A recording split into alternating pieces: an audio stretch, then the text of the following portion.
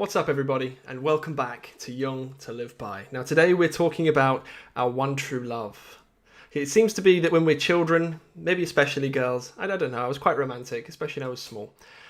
You grow up and you have these fantasies and these ideas about your one true love. You're going to grow up and get married and have children and be really, really happy. And it seems that a part of us desires that, and we find it in a potential partner. And you go through that honeymoon phase of a relationship, perhaps, and there's this rush of hormones, infatuation. You're locked together magnetically, alchemically. But it looks like another part of us doesn't really want that to happen, at least on the surface. The psychodynamics of attraction, especially in terms of monogamous attraction, and where love plays into this, is quite complicated. Because, people cheat and people break up with each other. Sometimes, if not most of the time, for seemingly no real reason. In a way that potentially these things could be fixed. But it's as if our ego has one idea and our anima has another idea. It goes to where it wants to, where the ego is quite a frustrated little thing. And it's like, why can't I just access the divine feminine or the divine masculine through my partner? It's a very complicated thing. So there's a question that we got today from someone at the Merlin's Workshop tier on Patreon, and you can join him by signing up at that tier or higher on the Patreon. And the question goes like this, which I will ask to Steve in the past.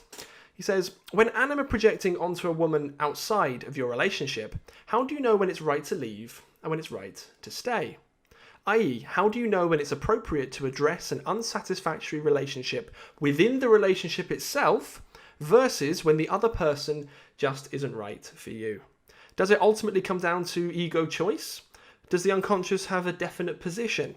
Is that problem solved via the personal myth? So Steve, in the past, what do you think?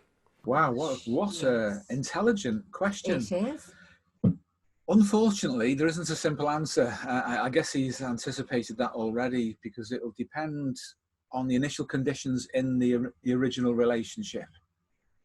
If the original, I would say anyway, if the original relationship was a good one and it was worth staying in, but there's been some kind of pressure which has caused a projection outside of that, Yes. then it's better to resolve that and use that as fuel for personal development and development within the relationship that you have, so that can move on. Yeah. However, if the original relationship isn't right for you, and of course that happens, then it's an opportunity to reframe the whole thing. From the unconscious's perspective, there isn't one force at work. It's important to understand that. Paulie mentioned earlier about competing instincts, and they do compete with one another as well. As a general rule of thumb, instincts broker no opposition to themselves unless it's another instinct or system of interrelated instincts that can impose some kind of suppression on that instinct. If you like, a complexity of nested elements which interact themselves on the basis of information coming in from the environment, from the outside world, and filtered through ego consciousness. All of that's being monitored overall. You could say that that's the self archetype if that's your choice of resolution. That's okay, that's fine. That fits within the psychological level.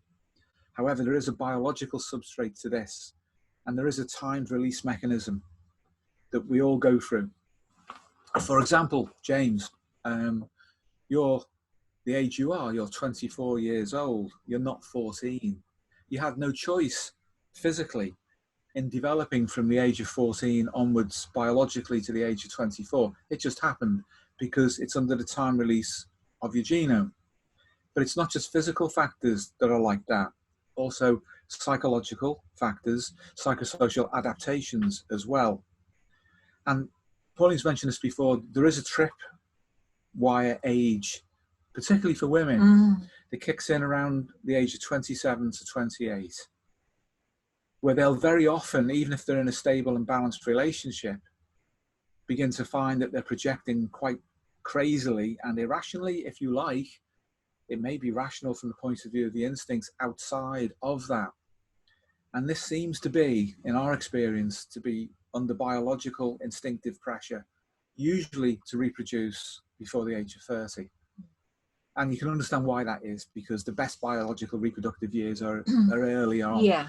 And therefore then you get this. And what can happen then is that if that person's been exposed to a particular psychological theory, let's say a Jungian one, they will interpret their projection in those psychological terms rather than understand that it's something that lies outside of that level of resolution and comes from deep within the genome.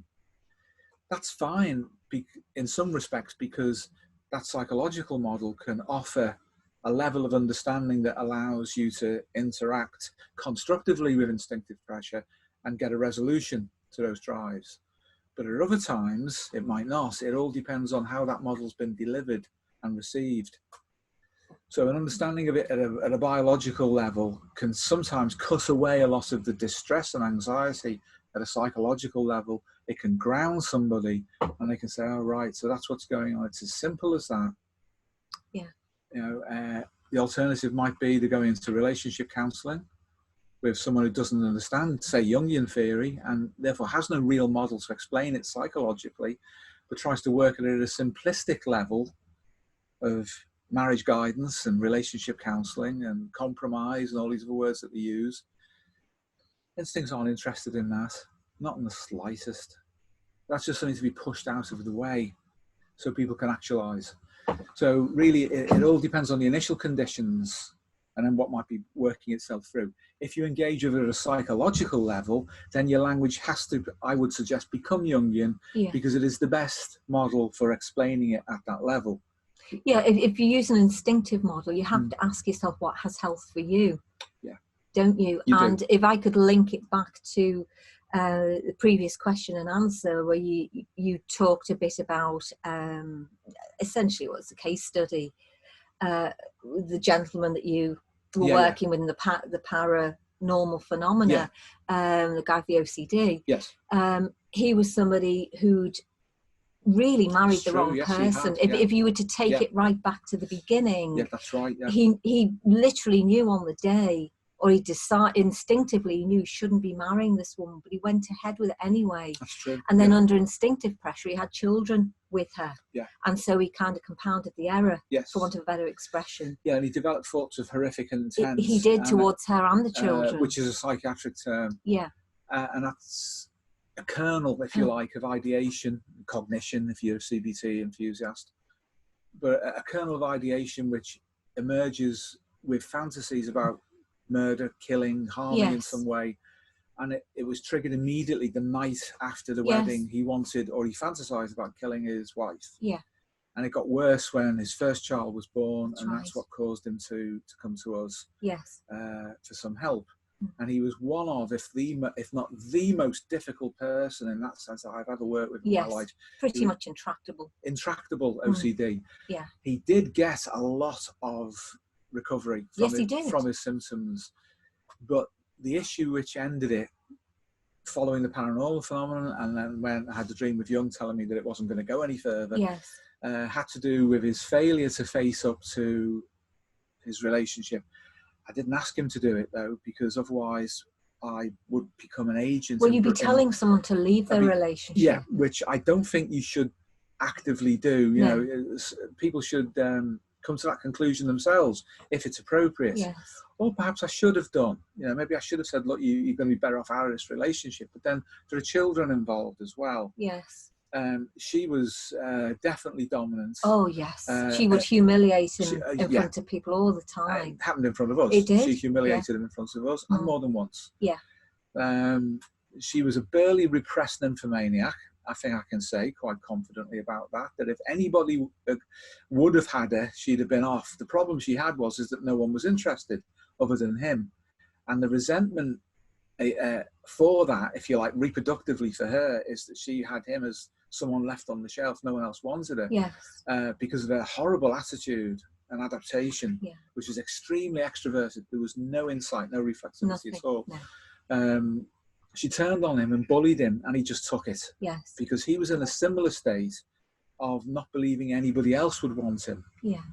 Although at one point he did find an ex-girl that he was infatuated with, but had not had a proper relationship with, on Facebook, and he didn't stalk her, but he did in a way, but not that she knew about it. He would just go to places. Yeah, not in any predatory way. He just wanted some proximity to her, to the image. He wanted proximity to the memory, to the image. He did. If you like, the positive anima complex, so he could reanimate himself with respect to that. But it wasn't working for a variety of reasons. But that's an example of where something was wrong for both parties. Yes, it was. And she wasn't with him on the journey. He was prepared to do his best as an average person to understand what might be happening psychodynamically, but she wouldn't join him in that. Not really. Yeah.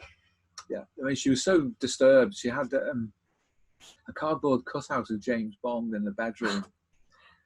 And she would prefer, to go and put him in the bed with her than her husband. The cardboard cutout of Bond. And she thought that was funny. I guess it is. I don't think he appreciated it very much. But she spends a lot of time in bed during the day. Put it that way. And so her libido wasn't invested in the relationship to a human being. It was literally to a cardboard cutout. Very sad. Yeah. Very sad. But to try and put it back into context, it does all depend on the initial conditions. It does. Yeah.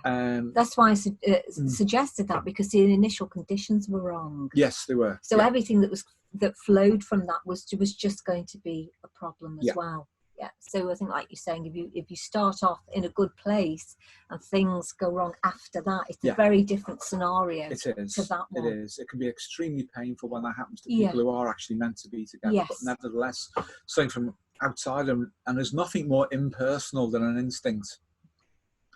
I often champion instincts in the sense that people should pay attention to them.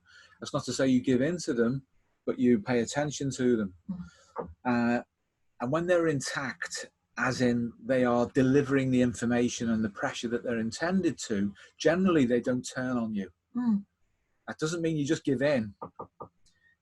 It means that you make the proper judgment with respect to what kind of pressure you're under to adapt in a particular situation, because the conscious personality has a responsibility, and that is to be the interface between the outer world and the inner world.